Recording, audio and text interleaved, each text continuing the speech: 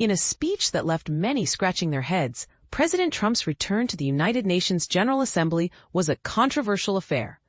From the get-go, it was clear that Trump's stance on the UN hadn't softened since his first term, where he famously dismissed it as a mere club for diplomats to socialize.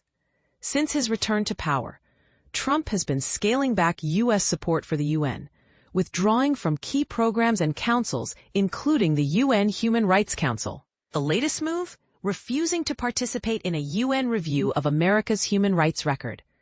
Trump's speech, which rambled on for nearly an hour, was riddled with false claims and contradictions. He spoke of peace while threatening drug cartels with annihilation. He questioned the UN's purpose, yet later professed his support for the organization, stating, "I may disagree with it sometimes, but I am so behind it because the potential for peace at this institution is great." Here are some of the key moments from Trump's UN speech. Technical difficulties.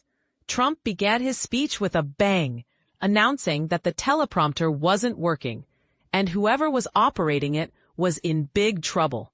He then proceeded to mock the UN's bad escalator. The peacemaker paradox. Trump boasted about ending 7 wars, a claim that is complicated by the fact that some of the conflicts he cited were not wars or have yet to end.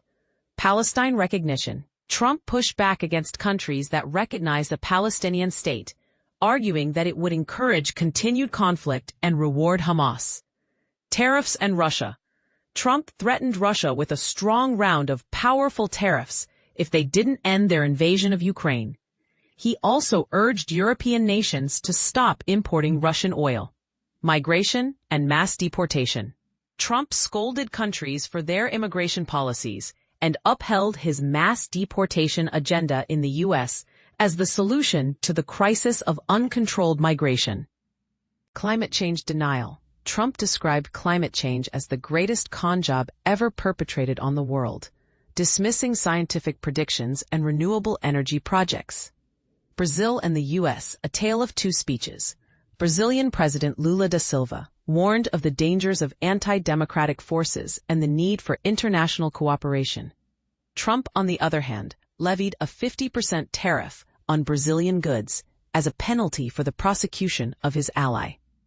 Former President Bolsonaro. Despite the criticism, Trump softened his tone briefly, mentioning a possible meeting with Lula next week.